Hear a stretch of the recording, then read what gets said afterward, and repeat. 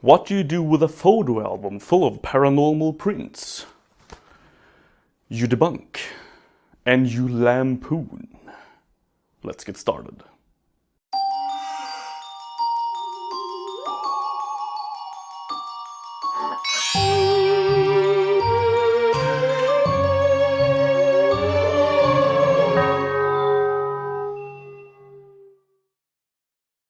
To help me choose the first picture, I will summon Iseth Original.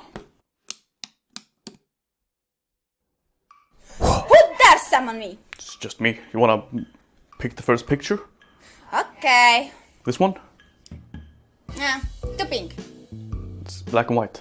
But I don't care if it's not pink. I say it's too pink, so it's too pink. Sure. This one? This one is not pink enough. Too ghosty.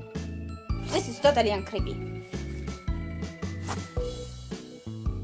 That one gets your copyright strike. Why? There! Now it has a strike. Oh no, this is perfect. This is absolutely adorable. Well, that was a mistake. Andrew Milburn sent a picture of a hallway in the hospital he works at to his girlfriend over Snapchat, a well-documented mating ritual. As we know, sending pictures of empty hallways is one of the most romantic things you can do, so we will not question his decision to do so. Little did he know that the picture contained an apparition, which his girlfriend quickly found. According to the Daily Mirror, a UK newspaper, Milburn has stated that a few odd things has happened in the room the ghost appeared to enter, and that the staff is now wary of entering the room. The image quickly spread onto the internet, and at first glance it appears to be completely fake, so let's examine it. The first notable oddity in this bone-chilling picture is the fact that the ghost is not casting its reflection up on the floor. Maybe ghosts do not cast reflections, you might say. Well, yes, they would, is what I would say to that. If the photons emitted or reflected by this ghost got captured by the camera's sensor, they would also have reflected off of other surfaces in the hallway. A minute or two in an image manipulation program would have been sufficient to correct this. It would also have been visible to the naked eye. Due to the crispness of a handheld photo like this, we can tell that the shutter speed was very fast, which means that the ghost must have been glowing quite strongly.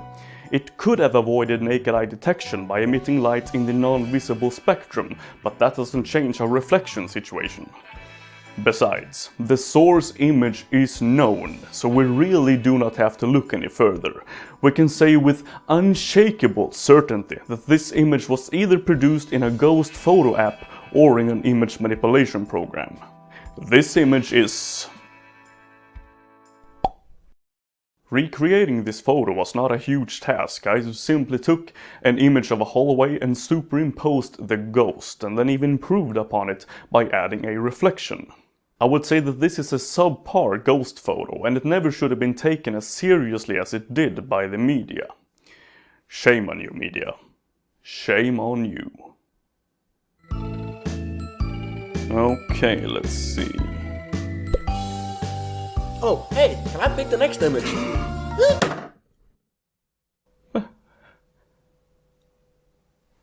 Micro? You okay, buddy?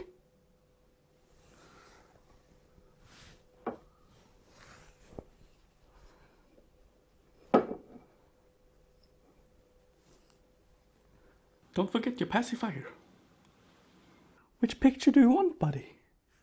Do you want this one? See? He's fine.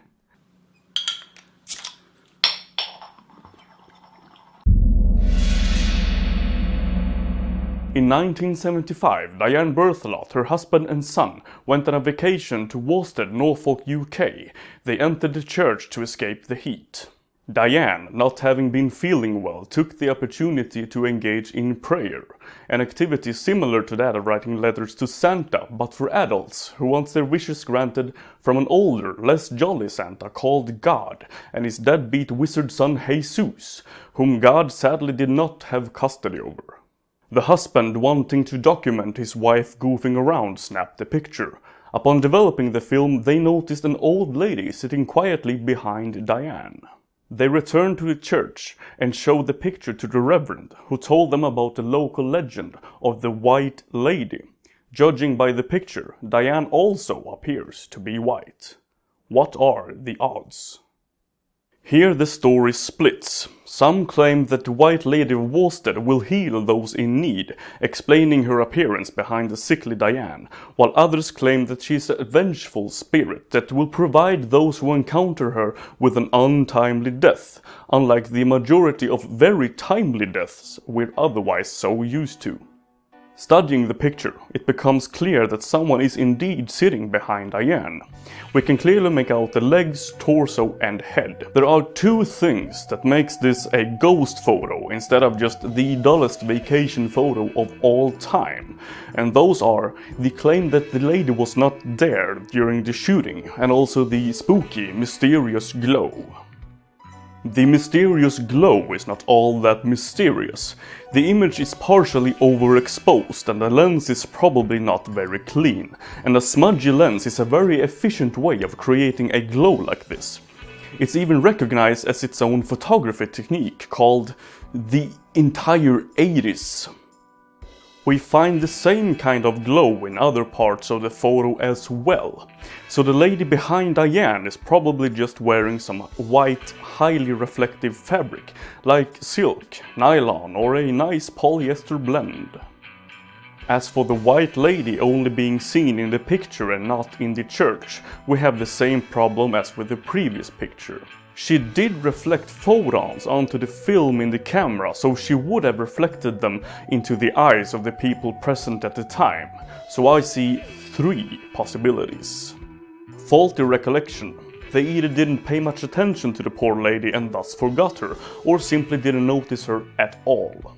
They do remember the lady, but they're just lying about the entire thing. The story is completely made up. Someone found the photo, thought it looked creepy and decided to attach a ghost story to it. Either way, this ghost photo is...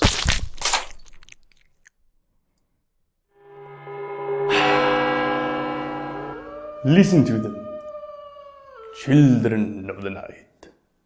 What music they make.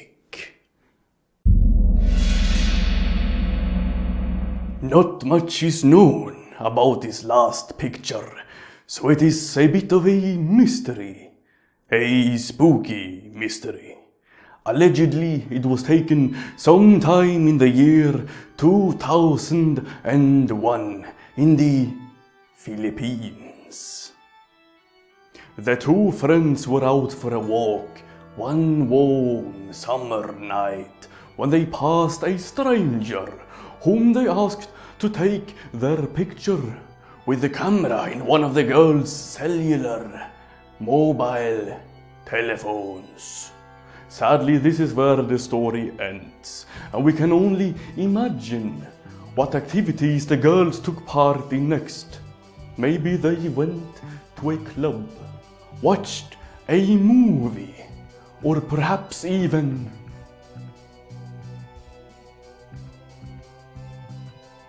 The ghost is easy to explain. Most of you, if not all of you, have already figured it out by now. Due to the low light conditions, this picture was taken in. The shutter must have been open for quite some time, making this picture simply a long exposure. Oskar the Living recreated this picture with good results. He simply took a picture with a long exposure, moved while the shutter was open, but held his hand still. This is by far the best and most spooky of the three ghost pictures, but you must never contribute to ghost what you could just as easily explain by not setting a long enough timer to make it back to the group photo, alcohol, or simply goofing around with late 90s technology. But now, my friends, ghosts and ghouls, It is time for Oskar Emeritus to disappear.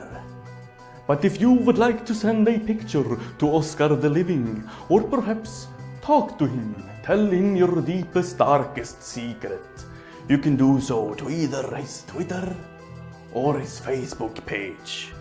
Those places are also very good if you just want to dance.